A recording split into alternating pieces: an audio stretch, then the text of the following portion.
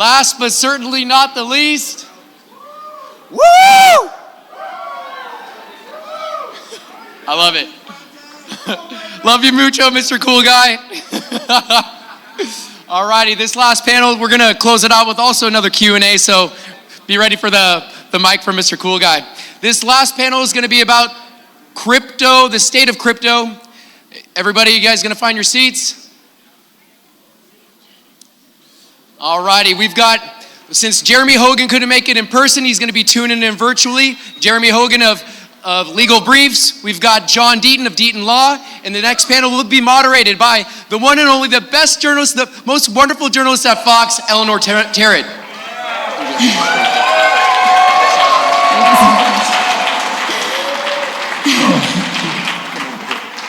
Oh, there's Jeremy. I was wondering where we were going to see him. What's up, Jeremy? Hey, Jeremy. Hey guys, how do I sound? Am I okay? Looks good. All right, sorry I couldn't be there. We are too, but it's good to have you. And everyone, thank you so much for joining us and coming all the way out to Las Vegas. I know I had a bit of a trip, but I hope everyone else's flights out here were smooth. And thank you for joining us, and thank you, Brad and Danielle, for putting on such a great conference. So, yeah. For those that don't know me, my name is Eleanor Terrett, or Ellie Terrett. I'm a producer and journalist for Fox Business Network in New York City. And the two gentlemen with me right now need no introduction, but I'm going to do it anyway. This is John Deaton of the Deaton Law Firm in Rhode Island.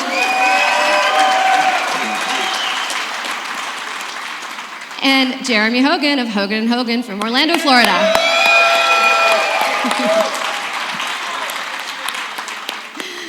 Alrighty, so I want to start off today's panel. So the topic is the state of crypto, right? But before we get into that, I want to profile these two guys on stage because they're super interesting, and I know you guys all follow them on Twitter, and we follow the work and the great work that you guys do, but we don't know much about them personally, or at least I didn't until I met you about a year ago. Jeremy, I don't know much about you, so I want to talk to you about your how you got here. You have a very interesting story, John. You were not always a securities lawyer. Tell me a little bit about how you got on this stage today. Well, as I said, right after I filed the writ of mandamus, I went on the Chain podcast, and I was asked, John, how long have you been a securities lawyer? And I looked at my watch and I said, about 12 days now. And so, when I dropped the writ of mandamus, I knew that it was a big deal, but I could have never foreseen that 76,000 plus people around the world would join me in this fight. So it's been my honor.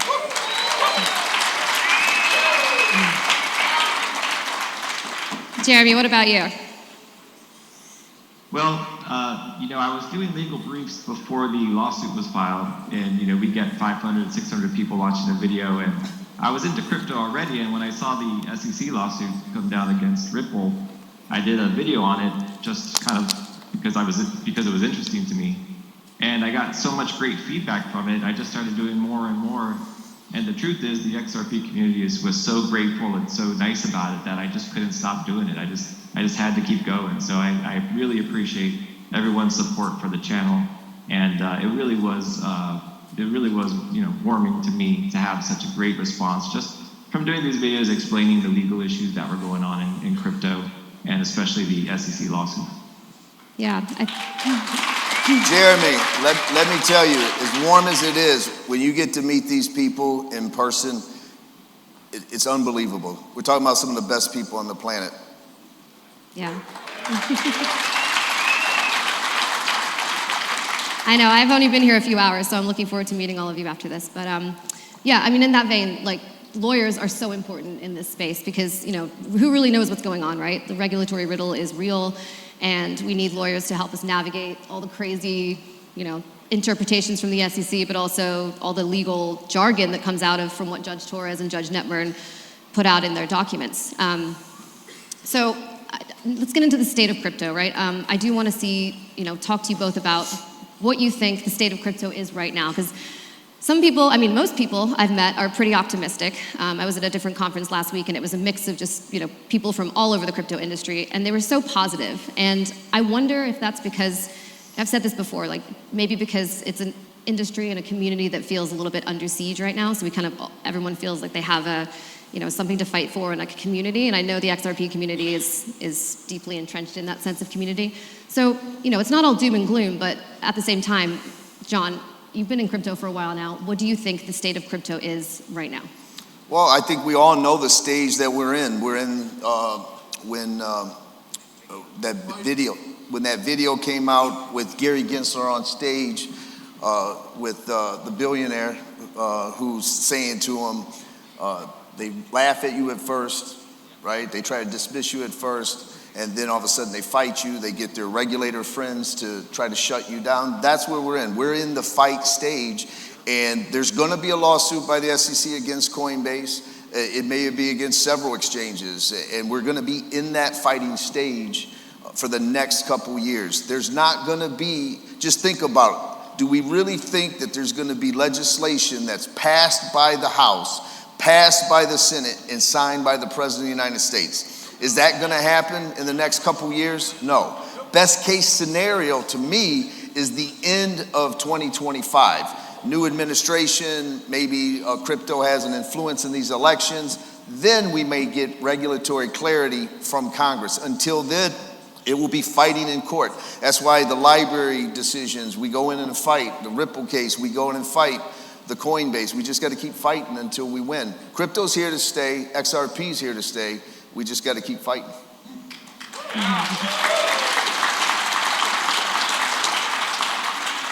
Jeremy, give me your take. What's the state of crypto right now? Well, I say it's kind of purgatory, kind of heading into hell at the moment. But, the truth is that what you see, the only positive sign you see is that I think you see the crypto community kind of trying to come together here. Crypto in general brings in the libertarians and the individualists just by its nature. And, libertarians and individualists tend not to group together in a common cause, but I think it's getting to a point where I think you're starting to see that, and that's the only positive thing I can see, because with the way things are going, what we've been seeing is everyone that has a project or has a dream about a project that they want to make happen is looking around and saying, well, either I have to go to a different jurisdiction, I have to go to Europe where they just passed the MiCA regulations, I have to go to Bermuda like Coinbase just did, or I have to stay here and I have to kind of somehow cordon off US citizens, which is a sad thing, because probably like you have, like people in the audience have got the message from Uphold that they're no longer allowed to stake their this and their that. And that's just money and tokens that we're not getting every month just because we're US citizens, because Uphold had to do it. So it's kind of grim, but I think the bright lining is that the community, I think, is really coming together, and I think that we're going to see a more unified crypto space next year, and I think that's when we're going to need it, because that's when I think regulations might pass. How real do you in other words, the rest of crypto is catching up with us. That's what's happening. Right? They're now just playing videos that DAI and Kimes and the rest of them were putting out 2 years ago. But, better late than never, though. Just to follow up on that, Jeremy, how real is the threat of companies moving overseas? Because you hear that all the time, right? You hear, Gary Gensler is putting his iron fist down, and people really, really don't want to be in the U.S. right now, especially for this space. So how real is that? Is that just kind of a threat, or is that kind of just a talking point where it's like, that might not actually happen, or is it happening, and will it really dent the industry before we see some kind of change in 2025? It's already happening, unfortunately. So in the last year, I think we went from about 50 to 60% of crypto projects being based out of the US to 40%. And the only reason that's happened is because of the lack of regulatory clarity here in the States. That's just the only explanation for that. So it's already happening. And I think if something doesn't happen soon, it's just going to keep getting worse and worse. Mm-hmm. All right, let's switch gears a little bit, because I know you guys are all here because we want to talk about the case. So let's talk about the case. Today is May 6th, and John, you had said previously that today was a significant day. And let's see, it's almost 7 o'clock East Coast time. So in terms of the case and in terms of us hearing from Judge Torres today, it's safe to say that probably won't happen. But tell me why you thought May 6th was significant, and why, going forward, what that timeline might look like now? Well, it's one of those situations where you're asked a question, you give an answer, and then people try to pigeonhole you. Basically, all I said is that if you look at her previous decisions, there was a case where she gave the decision for summary judgment at the very same time as the Daubert expert motion. There was a case that she did it 30 days later, 60 days later, 4 months later, and then there was a case that was 6 months later. So all I said is if you average it out, usually 60 days from the Daubert decision, you get a ruling. So I said I would be surprised, a bit surprised if we don't have a ruling by May 6th, but not shocked. So I sit here saying, I'm surprised that we don't have a ruling, okay? But I'm not shocked. You know, here's the thing. Everybody wants to know worst case scenario. And, you know, I didn't mean it to be like this monumental prediction in any way, but the worst case scenario is that on September 30th, she would have to report herself to Congress and say that I've had this decision pending longer than 6 months. It's been this long. And she has avoided that in the past, that she's never been on that list. Judges look at that list as a list of shame. If they're on, they have to say to Congress, look, I've had this decision on this important case and it's been 8 months. If they have any kind of aspirations to be an appellate justice, to be a Supreme Court justice, they try to stay off that list. So she would have to do that. So if you're looking for what's the absolute worst, it would be the 29th of September. I think we're going to get it any day from now to August, but we'll see. You know what I mean? Yep. Anything to add to that, Jeremy? I know you guys have been asked this a million times. When are we getting the summary judgment? But what do you think? Well, I stopped making predictions a long time ago on this issue. So Probably best.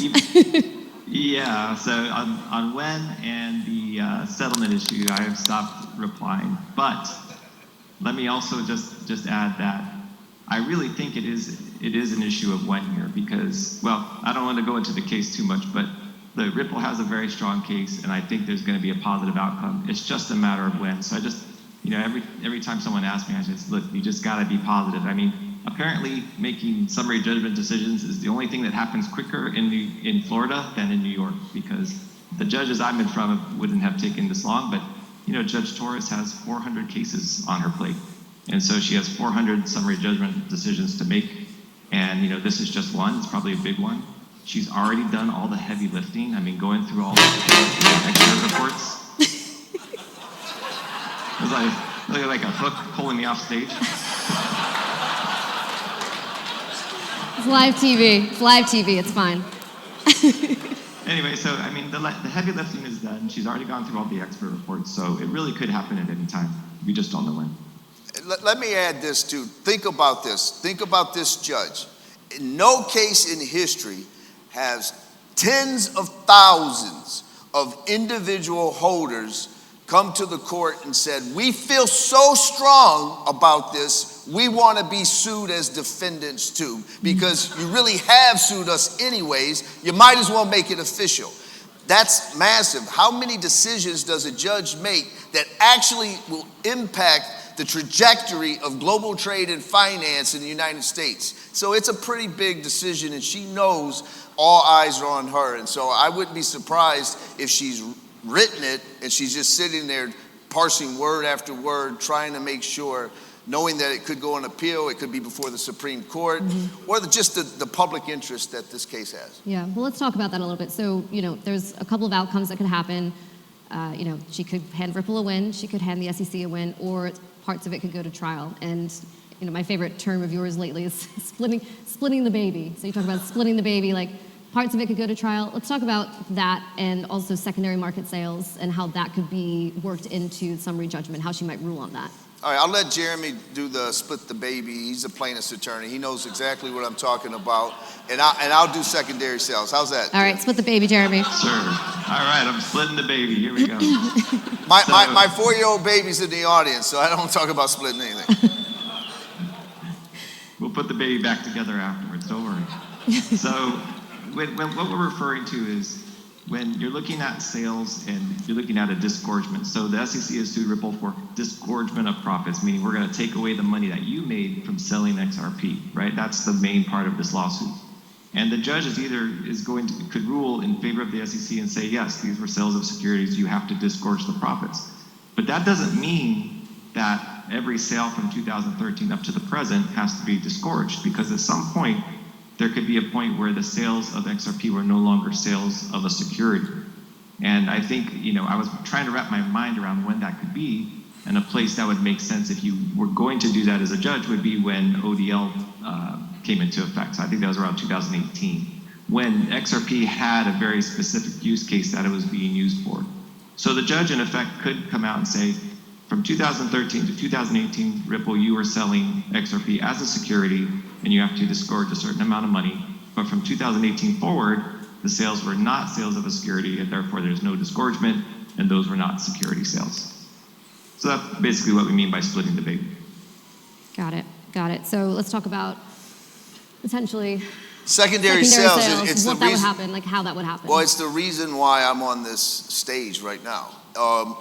Had the SEC done what it's supposed to do and say, Ripple, the specific company, on this specific day, when you gave an option contract for 1 billion XRP at 6 cents or whatever, on that particular day, we find that to be an investment contract. Or when you did this on this day, and they give specific transactions and they limit it to that, right? Because beavers have been sold as an investment contract, orange groves, chinchillas, whiskey, condos. The underlying asset itself is never the issue, right? Bitcoin in 2013 and SEC v. Shavers was packaged as an investment contract, but they didn't turn around and say Bitcoin itself was a security.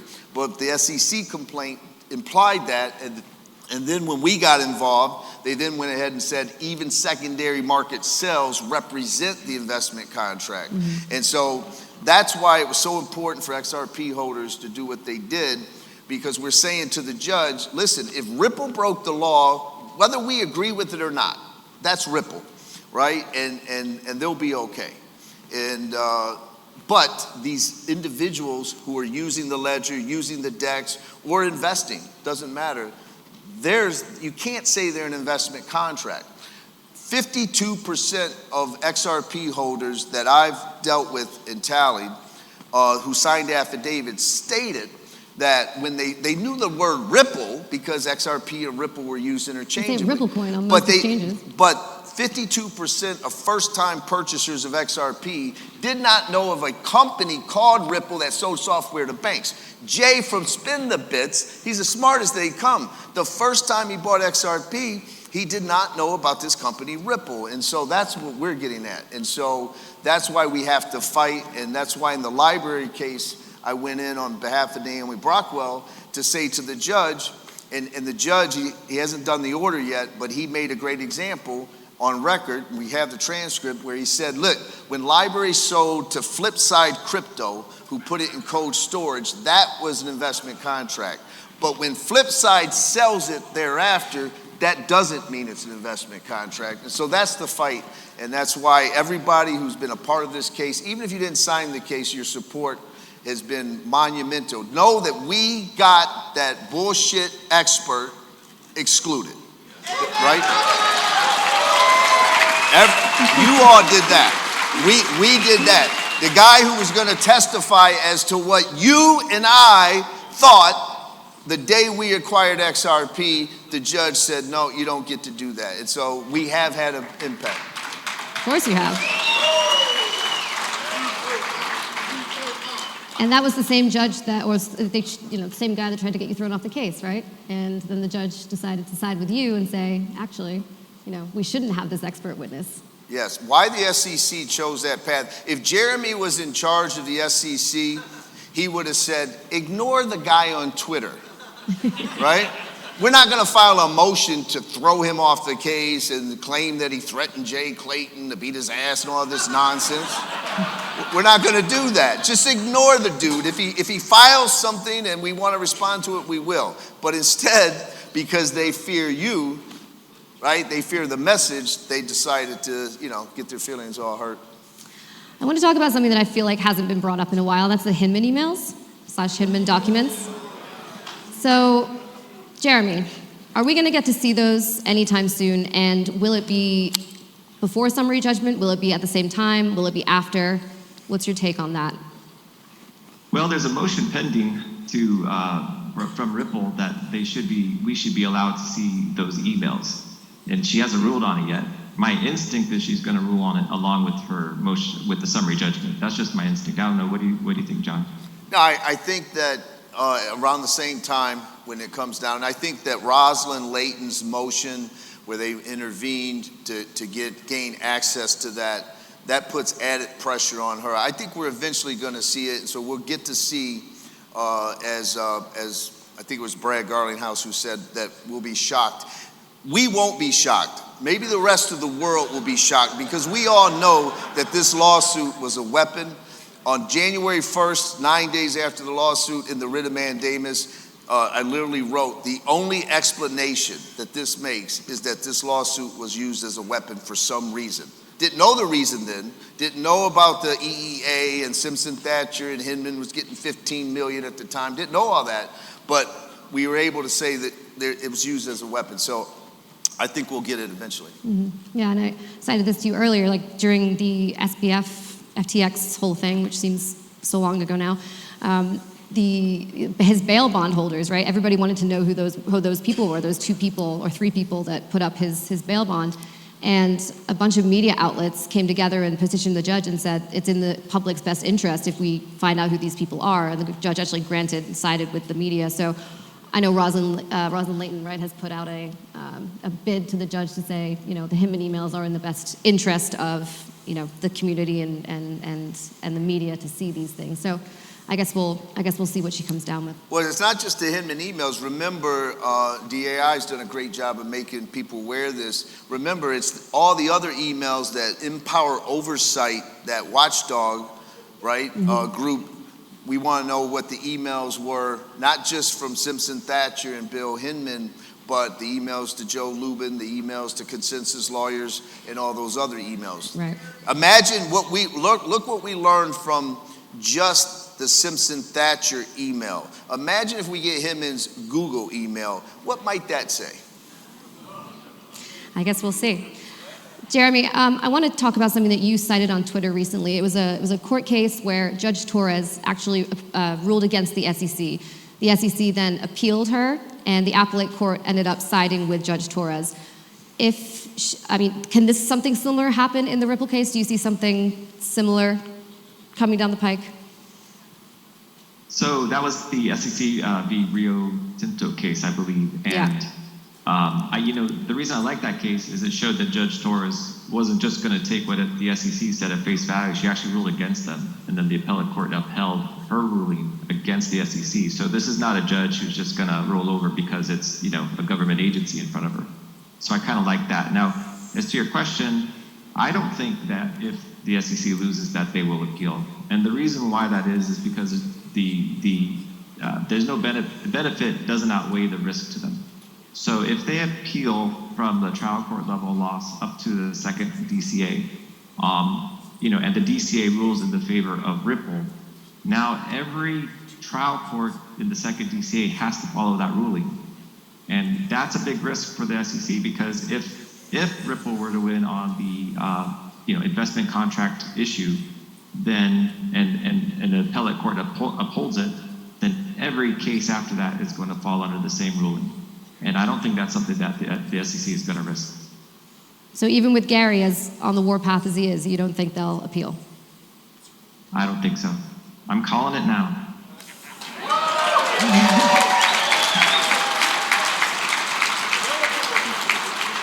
You heard it here first, I guess. So this is not going to the Supreme Court then, John? Well, listen, everything Jeremy said makes perfect sense. But it also made perfect sense to me, and I know that Digital Asset Investor, when I said this, he agreed. It made perfect sense to settle the case, right? Get Ripple to pay. Ripple would, even though you might not believe this, I'm pretty confident, and they said, we'll bless all ongoing and future sales of XRP pay us $250 million for early sales. I think Brad Garlinghouse would have wrote the check immediately with that kind of certainty.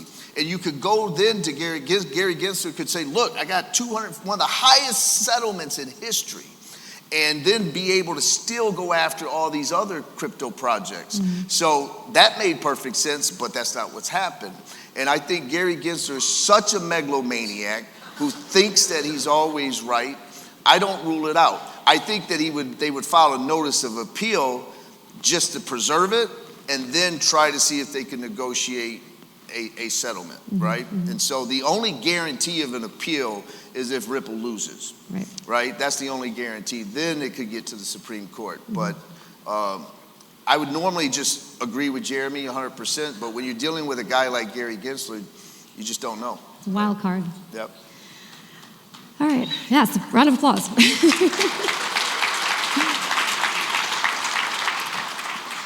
So I want to switch gears a little bit to Coinbase.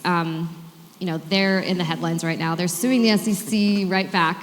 But they're suing them because the SEC basically let them go public 2 years ago, even though they knew their business model might not be up to scratch, might not be legal, right?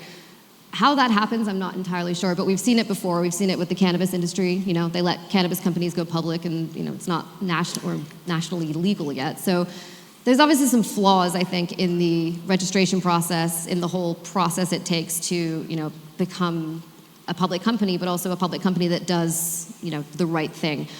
What needs to change? And Jeremy, I'll put this to you first. What do we need to see change? Is it a change of structure at the SEC? Is it a change of registration process? What needs to change there? Well, Gary's Chair Gensler's. Sorry, I don't know him on a first name basis. Gensler's come on in and register really is a farce. I mean, it's ridiculous, because if you look at the registration process for a typical crypto project, there is no registration. The questions don't even make any sense. So, the first question is, how many shares of stock are you gonna, be issuing? It makes absolutely no sense. So what Coinbase did was they actually sued the SEC because about 9 months ago they had said, hey, give us some clarity on how we could, do what we're doing, legally. And they just never responded. So they actually just sued them to force them to answer. And so I think we need a clear path for crypto projects and crypto exchanges to register if they really want that to happen. But, you just get the feeling that that's not really something that they want to happen, because they could make it happen. I mean, they just requested millions, billions of dollars from the government to fund their business. You think they could hire a couple lawyers to just draft up some, regular old regulations. So I don't know what's going on behind the scenes there, but I think we need a path that crypto projects can actually follow, instead of just to come on in and then we're going to get all your information and sue you. Right. But what gives? I mean, why does he keep saying that? It's so easy to register and come in, yet nobody's done it. Is it like a... Well, it's because listen, LBRY CEO told us from the beginning, come in. Ripple actually was the first. If you look at the actual facts and you look at actual history, Ripple met with the SEC. In fact, it's the famous meeting that they met in 2018. In August of 2018, we've got the Hinman speech in June, says ETH and Bitcoin are blessed, right? And so Ripple's meeting with them. Within 2 months, Ripple's meeting with them. They do not say to Ripple, XRP is a security. That's the meeting that Brad Garlinghouse actually spoke up, and we got the notes to prove it. Brad Garlinghouse says, Ripple's living in purgatory. You blessed ETH and Bitcoin. We're the use the third largest crypto asset in the world. What about XRP? They don't respond because it's a security. If you look at the actual deposition of Hinman, they say, Chairman Clayton says, oh, well, that's neither here nor there now. We'll keep talking to us. Talk to us about the technology, right? And David Schwartz was there. So all that was a farce and a ruse to learn everything they could to sue him. Mm-hmm. Right? And it's the same thing that happened to LBRY. They sat there, Jeremy Kauffman had a PowerPoint presentation where he went line by line of the Hinman speech with the LBRY platform and said, look, we are even more sufficiently decentralized than Ethereum. Therefore, and all they did is take all that information, cost them $4 million in investigation costs, then sue them and cost them another $2 million. So it's all nonsense. And what Jeremy's saying about this, think about this. How do you register a line of software code, right? A line of code existing in software that's in cyberspace? I mean, you just can't do it. I know I just sounded like that dude from MicroStrategy, didn't I? Like cyberspace energy, it's energy. You had a great op-ed on that recently. Yeah, no, but that's the point. Jeremy's saying you can't. It's nonsense. I mean, Gary Gensler literally said we have a form on our website. That's after Kraken paid the $30 million. They paid the ransom. And then they said, we're going to leave the United States. We're going to stop offering this yield product, right? So it's you can't.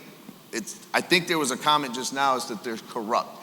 What we need to do at the SEC is this. You know how there's this bill in Congress that these politicians shouldn't be allowed to make trades because they have insider information? The first thing we need to do at the SEC and the FDA and the EPA is have a rule that you're not allowed to go work for who you just regulated within 3 years, right? That's what you need. Then because think about this, just think about this. If Stuart Alderodi would have hired Jay Clayton's firm, Sullivan and Cromwell, immediately when he was nominated, like Joe Lubin did, Clayton would have been preempted. He would have had to recuse himself, right? Oh, my firm represents Ripple. I can't vote for this enforcement action. I mean, that can't be the system that we live under. Where you had Dugan Bliss, who was a prosecutor in the Ripple case, and he leaves in the middle of the case and goes to BlockFi. I mean, you just can't have that kind of incestuous kind of system, and so that's what we need to do. Revolving door, I think they call it on Wall Street. But saving. Yeah, I mean, here's the problem is your boss, Charlie Gasparino, right, says, well, John, that a lot of that Hinman stuff, that's just the way it is. Well, F that, man. That's not the way it's supposed to be.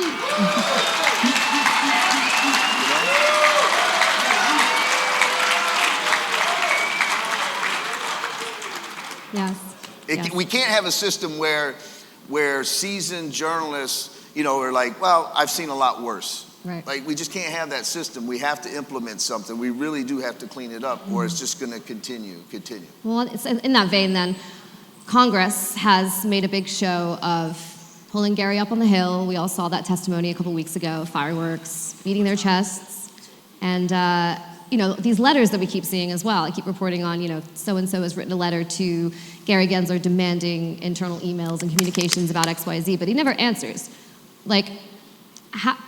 Congress can act to a certain extent, right? But how effective is it, Jeremy? I mean, what do we need to see change in the way Congress is approaching this whole thing? Because I feel like they're kind of just, like you said, purgatory, right? They're kind of just in limbo right now. And I think a lot of it did have to do with the FTX collapse. I think, that shook and spooked a lot of people.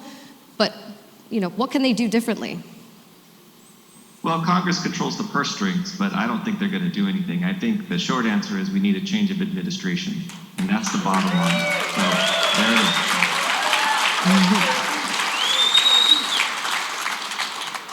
And we're not, 2023? So we got 2 years to go until that. Here's my take. My take is stop writing letters and actually issue subpoenas. There's this thing called the subpoena power, right? I have this fantasy of being able to have subpoena power over Bill Hinman, over Consensus, over A16Z, whatever. I want to really see what was going on. And so they need to stop talking the talk and actually issue subpoenas and say, if you don't provide us this information on this day, we're sending this guy who's the marshal who's going to come arrest you. I mean, that's what you need to do instead of, how many letters are you going to write?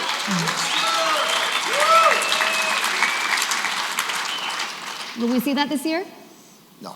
No. I mean, it's possible. Listen, I mean, the problem is that, and I know we've got Patrick McHenry, and he was hard on Gary, and that was a great thing to watch. And he's an institutionalist, right? Mm-hmm. But you have to get more aggressive. I mean, I've never seen a situation you're not allowed to answer. He gets to not answer the question. They're saying to us, we asked for this, we asked for this. He never has to comply. So you have to do something more aggressive. And so will it happen? I hope, but I'm a little pessimistic about it. Mm-hmm. Mm-hmm. Yeah, you asked me, I think in the last interview you did with me, you asked me if that will ever happen. And I said, hopefully, but it's not looking good at this point. I want to bring up something that I just reported on last week, which was the SEC just came out with a new ruling. And we know Gary Gensler got a very aggressive agenda. He's got like 56 things in the works. And right now, I'm pretty sure we're close to a ruling on the climate stuff. But on something that went, I thought, underreported was the fact that they passed the the disclosure rules for hedge funds and private equity funds. What wasn't picked up widely was in that proposal, there was supposed to be a definition for digital assets. The SEC was supposed to be the first organization to put a definition and a name to digital assets. When they ruled and came out with the ruling, I believe it was Thursday or Friday of last week, they left it out. And they said, we're just not ready to put a name to what this is yet. And the definition was pretty comprehensive. It mentioned the blockchain and ledger technology. What was the reason for that? I mean, I've heard people say, they were waiting for, the Ripple case to come down. They don't want to, make the difference between a security and, what crypto, like a digital asset might be. As a lawyer's perspective, Jeremy, what do you see the reasoning behind that was? Because they had this whole definition written out, right? And then all of a sudden they're like, actually, never mind. And I think that definition was going to be, I think the purpose of that definition, from what I read, was to include DeFi into the definition of digital assets. But I think it's just like anything with the SEC. When there's an ambiguity, it allows them to maneuver more broadly and do, I don't want to say whatever they want, but whatever they want. So, I mean, this is what we've seen from them in the crypto space for the last 10 years, is let's just make everything ambiguous and we can kind of do what we want. And, that's just the way they've been operating. Why that is, I don't know. Same answer is if you put it in writing, if you give entrepreneurs a definition or a paradigm, they'll meet it, right? But they don't want to do that. They want to be able to have regulation by enforcement at all odds. I mean, it's an absolute pathetic shame that Gary Gensler can't answer the question whether or not Ethereum is a security. The fact that he won't, right? I mean, say it is if that's what you feel. All right, but he said it before. I mean, that video of him right back in MIT, that was, another Gary, but. You might want questions. We doing the questions now? Oh, all right. So, okay, let's wrap up our lovely discussion, and we're gonna ask questions. Yes. What's up, fam? How great are these guys? Resident cool guy over here. All right, we're gonna do another Q&A, but I know somebody wanted me to have them ask a question. It's bright up here. I don't really know where they are, so let me find them. Gary, are you there? Nah, in all seriousness, give it up for the speakers. We got Hogan, we got Deaton, and we got Tourette. All right, I'm adding one rule. Don't take the mic, be polite, and no talk about the cabal, please. Kimes, how much time we got? All right, name, where you from? Adam Obeide, I'm here in Vegas. I got one comment. Mr. Deaton, keep giving them hell for us, please. Yeah. Thank you. Next question is for Mr. Hogan. I know I'm putting you on the spot, can we look forward to maybe one last video at the case's conclusion? No. I'm going with the SEC's answer, maybe. Leave it ambiguous. Thank you, Hogan. Hey, I'm XRP Snakey from Orlando, and I have a question for John. Are you looking forward to interview the guy from Coinbase? What was the question? You're looking forward to interviewing the guy from Coinbase. Yeah, I am looking forward to it. Now, here's the thing. I know a lot of you want me to go and cross-examine most, right? And cross-examine the shit out of him about certain things. And, I'm going to ask him certain questions and we'll see what happens. But you got to remember, I'm someone You know, I made it known when Coinbase filed their writ of mandamus and people started talking about it, I'm like, hey, wait, that's crypto's second writ of mandamus. XRP holders filed the first one. As usual, they're following and riding our coattails, not the other way around. So I believe that, but at the same time, if you believe in crypto, and crypto's gonna be here in the United States, Coinbase needs to survive. So they're coming to the war late in the front line, but the enemy of my enemy has got to be my friend, even if I disagree with him. Smart strategy, Deaton. All right. Hey, Jansen from Dallas. This question is for John. The judge has taken an awful long time, and forgive me if you've already talked about this, but if the facts are what they are, as you've shown us and John and Jeremy has shown us, why can't she just call it? And I know that you mentioned that in another video of yours, you said she's trying to get the wording just right. Why does she feel compelled to just get it right versus just call it like we see it and you see it? Yeah, you know, it's a great question, and it's a great question because I think the SEC gave her the opportunity to make a fairly simple decision. They chose, remember, I'm someone who said that the SEC snatched defeat from the jaws of victory. Had they went with specific sales, I'm talking about early sales, you could make the case. It could be made. But to go with this all sales, all past sales, present sales, future sales, no matter where, no matter the circumstances, no matter the seller, they're all securities, that's nonsense. And so that's why Split the Baby came up, because to me, if I were the judge, I would have said, look, you went with an all or nothing theory, so you get nothing. But that's not how all judges view it. So that's why I'm with you, because I think there's enough. I've said that I can't say the judge is going to say Ripple wins summary judgment, but I'm confident to say she's not going to grant summary judgment to the SEC the way they've pled the case. So it's all a matter of how much she wants to dive in there to possibly split the baby, and that's just something I just don't know, but I'm with you. If I could just add to that really quick, I understand the frustration. I think the one thing I'd like to add is a reasoned decision like the judge is going to be making takes days to draft, maybe even a whole week of just sitting there drafting that one decision. And, you know, like we know, she has about 400 cases on her plate. So, you know, I guess I'm defending her, but I think it takes a lot longer than a lot of people think. I think that decision on the Daubert motions probably took someone days to draft. And so it's just when she gets the time to do it, that's what it's going to be. All right, our next person, I just want to say Brad Garlinghouse knew him by name. Yeah, that's true, and it blew my mind one time. This is a question for John. I just wanted to ask you, once the actual ruling comes out, if the judge for any reason doesn't comment directly on secondary sales, just from your impression, what is the likelihood that maybe she won't speak on it at all? And if she does decide to do that, how long would it take for you to be able to rebut, to step in and say something to try to press the situation, just in case they try to leave everything up in the air? That's a fantastic question. It really is a fantastic question.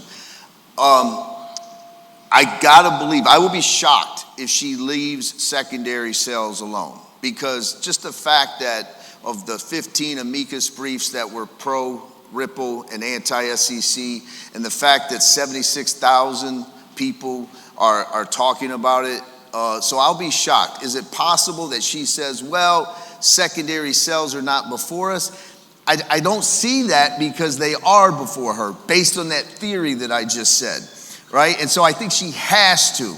But to answer your question, if she doesn't and leaves it in the air, I'll be filing a motion to file an amicus brief on the remedies section, just like I did in the library case, where I want to go in there and say, listen, judge, you have to address this. Just like with the library judge, you have to address this issue because it is before you. In library, the injunction they sought was so broad, it could apply to secondary sales. So it'll just be more of us going into court asking for her to do it. I think she knows that, so I have to believe in my heart that she will address the issue.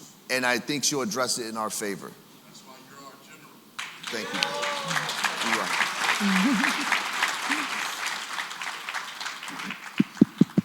All right, I was told we got 3 minutes left, but if not, let me know. I'll make it quick. Hi, my name is Wesley. I'm from Connecticut. My question is for John or Jeremy. Before we all knew what this was, early Bitcoin miners that were at the ETH ICO or IPO, and they took Bitcoin that they mined and they bought 2,000 ETH. When did they give money for something? As in the first prong of the Howey tests, give money with the expectation of profit. Bitcoin hadn't been determined any kind of money in any way, and they just mined it, and then they moved Bitcoin. They sold Ethereum for Bitcoin. When was it money? Go ahead, Jeremy. Yeah, it's a good question because you're thinking like a lawyer. I like the question because you're thinking like a lawyer. Where is the money when you're using Bitcoin or Ethereum? But the answer is that the courts have defined money to include things of value. So even if you're giving someone a chicken in exchange for a share of stock, that's still considered something of value. So the courts have expanded the language out. But that's a good question because you're thinking like a lawyer.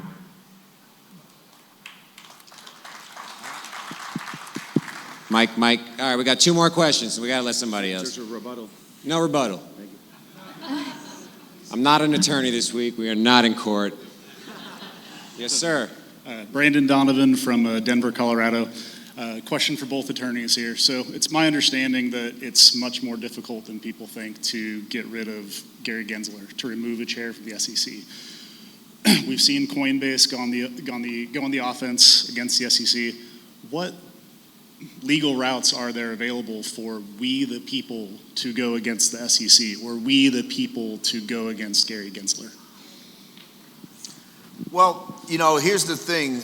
Remember in the early days when I filed the writ of mandamus and you had a lot of lawyers taking shots, oh, the dude's going after the SEC, this is ridiculous, it must be some, market strategy, or he's marketing for clients, and all the stuff that people said. It's very difficult. If you look at the best example, it's Bernie Madoff. We all know that they were warned several times about the Ponzi scheme and Madoff. The investors sued the SEC, claiming the SEC was grossly negligent for not prosecuting Bernie Madoff. Had they done so when they were told by the whistleblower, they wouldn't have lost money. Those cases were all dismissed because you have the executive branch, that's the SEC's part of the executive branch, and they have discretion. And so you have to show some kind of, more than just an abuse of discretion. So it's very difficult to sue the government and to sue the SEC. You have sovereign immunity, qualified immunity, all these issues. So that's why I've said we need that investigation into the Hinman emails and all that. We have to get more than you're just incompetent. The SEC is allowed to be incompetent. It's just whether or not there's something that shows like very quid pro quo, bribery, things of that nature.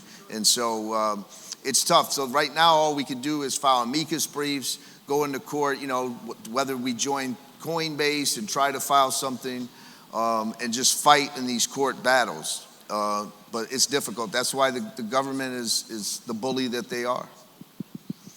Thank you. All right, don't kill the messenger. One last question. Yay! You win. Considering I didn't get to ask my question earlier.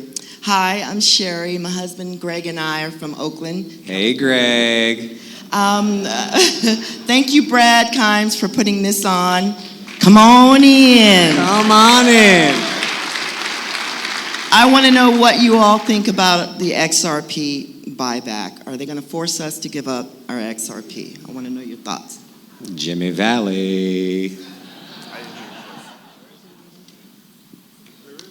Jeremy, you're up. Oh, this is my question. My mic doesn't work. Well, listen, anything is possible. Let's say, okay, but they did force, they basically did a buyback of gold in 1930, whatever. So, it's possible. Do I think it's probable? No. The answer is I don't think that's going to happen. No, I don't think it's going to happen, but I don't think that was the sole purpose of what a group of people were trying to do. I think they were trying to create, even if it's noise about the value of XRP and the protection of XRP. And I know a lot of people, took shots and all those things, and I don't know enough about it, but it's not always. I mean, if you ever talk to Jimmy, he would be like, I know this is probably not going to happen, but we feel like we need to do something. When you don't have any trust and faith in your government and your leaders, it causes people to do things and to seek ways of protecting themselves. And I will never discourage that.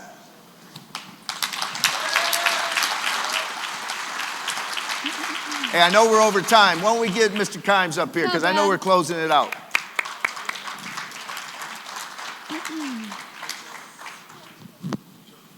And where's my baby girl? Where is she?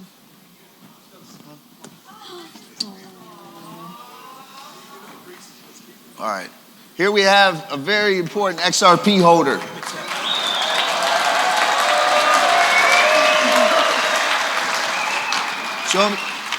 Show him your shirt, baby. Can you say XRP? There you go. Hey, listen, come here, man. I know a lot of, listen, whenever you do anything, there's always somebody who's going to take shots at you, right? And I know that you've taken a lot of shots by people for putting this on. But listen, the fact that a CEO from arguably at least one of the most important fintech companies in the world showed up is a testament to you. It's a testament to these people. And so I want everybody to give a round of applause. Appreciate you. DAI, come on up here. DAI, come on up here, baby. It doesn't happen. Bring it up. Bring it up. And I just want to say thank goodness for a man like John Deaton and Jeremy Hogan for helping us all get through this case and understand what's going on and representing us, John. Thank you. Thank you. But let me just say, early on when I first filed it, remember I filed that first writ of mandamus 9 days after the Ripple lawsuit. Shortly thereafter, I got a message from these two guys that say, we don't know you, but I just want you to know we're here if you ever need us to do anything. And boy, let me tell you something, this decentralized justice is a phenomenon that they're gonna study, because when I'm on Twitter and I say, God, can we get a video of this, or does anybody know that? To have people immediately within minutes be able to provide for you that information, it's an amazing community, and I want to thank you guys. John, thank you. Everybody here, I want to say real quick, let's DAI say something here. I don't think I've ever had a microphone in my hand. I just wanted everybody to know that this is for entertainment purposes only. And I want you to tell your friends and family that we're going to win because we're the good guys. And we have the truth on our side. Thank you. Thank you. I just want to say, look, this was done because we wanted to do it for you. Everyone deserves to be celebrated. We have been through so much together, and that's why we did this. And by the way, I could not have done this without DAI, Cool Guy, and my beautiful wife. Give it up for Danielle Kimes. And I want to let everybody know that when we did this, everything that you see that happened here over the 2 days has happened on a virtual handshake. It's all about the people you know and the resources you can tap into and being able to build those relationships. And I hope over the 2 days, everybody here has been able to build those deep, meaningful relationships, because we are social creatures and we might be on social media apps and all of these things, but nothing has compared to being in a room with every one of you. Give it up. We love you. Thank you, XRP Las Vegas. And let's give it up. Yeah, baby. Ray Fuentes, come on out here. I think he's got some news. There's going to be some people out here winning some Merlin. Talk to him, Ray. All right, we've got a couple announcements. We got Johnny Crypto about to announce the winners of the raffle for Merlin, the 90 days. Johnny, come on. Bring him up on stage. All right, thank you. Good afternoon, everybody. How are you today? What a great, wow, this was a great event. Thank you to Brad and everybody. Let's give him one more round of applause. This was freaking awesome. And to all you guys, XRP Army is amazing. Really love you guys. As the CEO of Merlin, though, I want to say very, very heartfelt welcome to all you guys. It was an amazing, overwhelming response we had from everybody with the engagement and the signups for Merlin and your questions. So thank you for that. As a CEO, you all know it's very dedicated to be able to keep a business running. And when I got the call today of who the two winners were, unfortunately I didn't have any paper with me where I was, but I wanted to make sure, anybody who knows me knows I'm very dedicated to the consumer. Consumer is the most important. So I grabbed the closest paper I could get, so bear with me as I grab the names here. All right, so hold on. All right. So, our first winner is Money in My Mailbox. Congratulations to you. And our second winner is Wesley Mesrol. So thank you very much, guys. We appreciate your support in Merlin. And as we always like to say, Warriors, rise! Get your shit together, baby. Let's go.